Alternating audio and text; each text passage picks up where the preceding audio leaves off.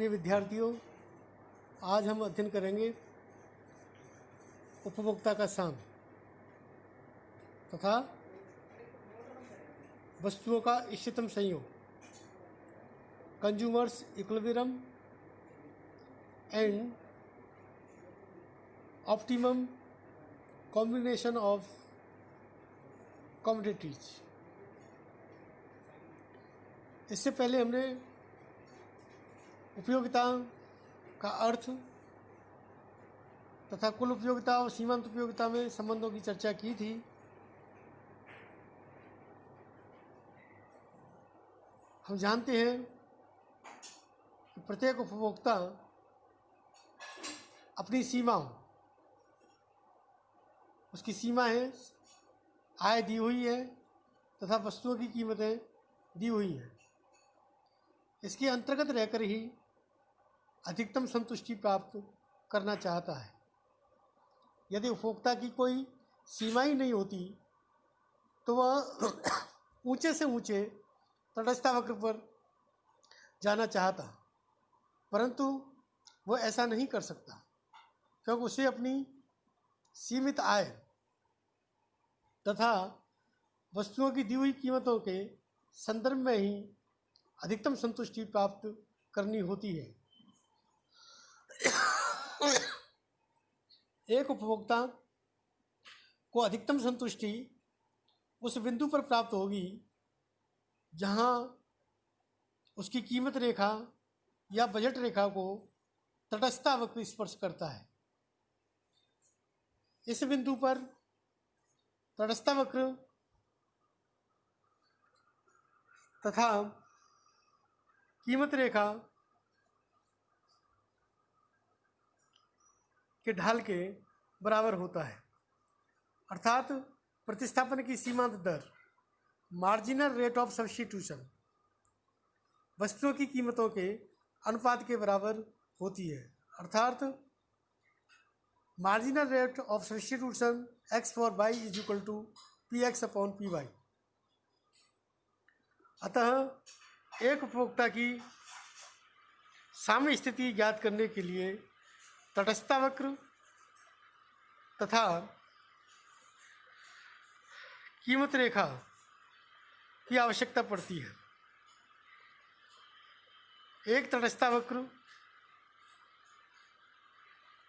मानचित्र में विभिन्न तटस्थता वक्र दिए हुए होते हैं जो उपभोक्ता की पसंद को व्यक्त करते हैं। ऊंचा तटस्थता वक्र पर उपभोक्ता को नीचे तटस्थता वक्र की तुलना में अधिक संतुष्टि मिलती है।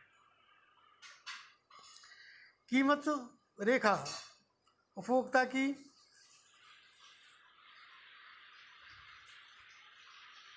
सीमाओं को व्यक्त करती है।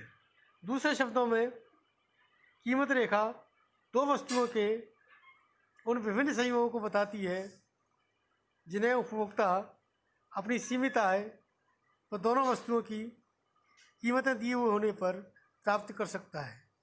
उदाहरण के लिए माना कि उपभोक्ता की आय 100 रुपये है तथा x व y वस्तुओं की कीमतें क्रमशः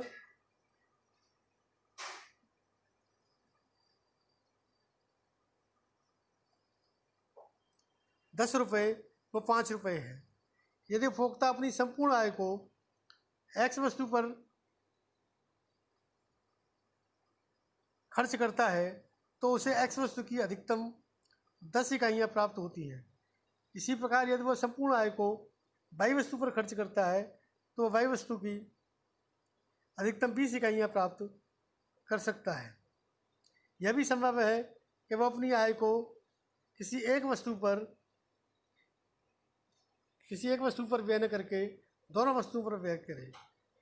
रेखा चित्र में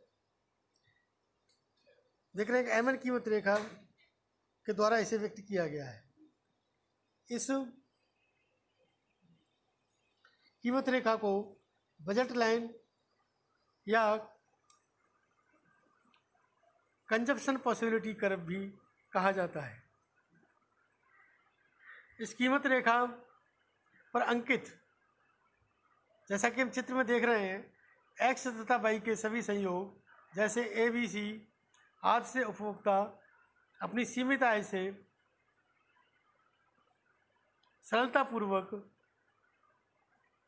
खरीद सकता है। उपभोक्ता अपनी आय का पूरा भाग प्रयोग करके अधिकतम संतुष्टि प्राप्त करना चाहता है, अतः वह कीमत रेखा MN के नीचे D बिंदु पर रहना नहीं चाहेगा। E बिंदु पर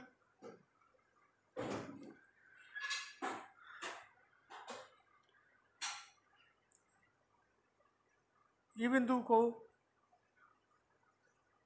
प्राप्त करने के लिए उपभोक्ता को अधिक आय की आवश्यकता होगी, जो उपभोक्ता के पास नहीं है। अतः उपभोक्ता को अपनी संतुष्टि अधिकतम करने के लिए कीमत रेखा MN के ऊपर ही अंकित विभिन्न संयोगों में से ही किसी एक संयोग को चुनना होगा। इस इष्टतम संयोग के चुनाव हेतु उपभोक्ता को कीमत रेखा के साथ साथ तटस्थता वक्र मानचित्र को भी शामिल करना पड़ेगा। साम्य की स्थिति में उपभोक्ता कीमत रेखा के उस बिंदु पर रहना चाहेगा जहां तटस्थता वक्र उसे स्पर्श करता है। रेखा चित्र में यह स्पर्श बिंदु E है। चित्र में हम देख रहे हैं कि E बिंदु पर उपभोक्ता को अधिकतम संतुष्टि मिलती है, क्योंकि इस बिंदु पर उपभोक्ता तटस्थता वक्र IC2 के बराबर संतुष्टि प्राप्त करता है। यदि उपभोक्ता इस स्पर्श बिंदु को न अपनाकर A अथवा B बिंदु को अपनाता है जहाँ तटस्थता वक्र IC1 कीमत रेखा MN को काटती है, तो इस स्थिति में उपभोक्ता को E बिंदु से कम संतुष्टि प्राप्त होगी, क्योंकि A तथा B दोनों बिंदु नीचे तटस्थता वक्र पर हैं। पुनः IC2 पर अंकित D बिंदु से भी उपभोक्ता नहीं अपना सकता, क्योंकि उपभोक्ता को अधिक आय व्यय करनी पड़ेगी। वैसे E तथा D बिंदु से प्राप्त बिंदुओं E तथा D बिंदुओं से प्राप्त संतुष्टि समान होती है, क्योंकि वे एक ही तटस्थता वक्र पर हैं। अतः